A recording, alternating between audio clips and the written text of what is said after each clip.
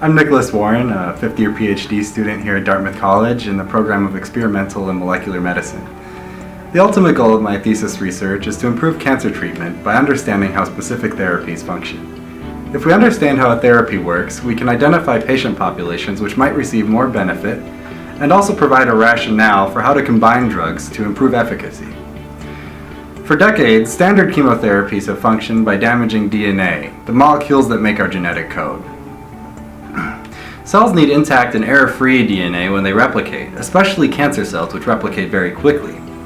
However, chemotherapies also damage healthy cells like the ones that make our blood, and this is where a lot of the side effects come from. Imagine a cancer cell as a factory in the business of making new DNA. Using a chemotherapy is like throwing a wrench into the machinery. If you make the factory continue to run, it might make a faulty product or start on fire, just like how mutations or cell death can occur. However, cells have evolved an emergency shutdown system called the DNA checkpoint. It's like a safety officer hitting an emergency off button.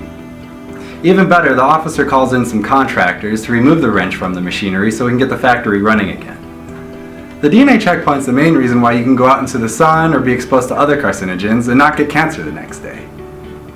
However, cancer cells use the DNA checkpoint to overcome DNA damage, and this is why many current therapies fail to cure patients. The good news is that cancer cells lay off a number of their safety officers and become more reliant on the remaining employees. This makes them more susceptible to a new type of therapy. My research focuses on figuring out what goes wrong in the factory when we prevent the DNA checkpoint from doing its job. The standard chemotherapy I study is called gemcitabine, which is used to treat pancreatic, breast, and lung cancer. Gemcitabine prevents the formation of building blocks of DNA. It's like blocking a dispenser of raw materials at the beginning of an assembly line.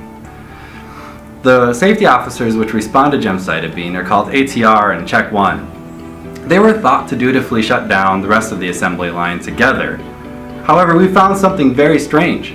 If we inhibit CHEK1 at the same time as we give cells gemcitabine, the factory can remain shut down by ATR. But if we wait 18 hours to inhibit CHEK1, the factory turns back on again. But it runs even faster this time because it's not slowed down by making anything. Eventually, the assembly line catastrophically falls apart and the template DNA fragments. The cells die from this. We aren't sure why ATR is only on the job for 18 hours in a time of emergency, but we're going to continue investigating that. So far, my work has identified how CHEK1 inhibitors sensitize cancer cells to gemcitabine, but only with an 18-hour delay.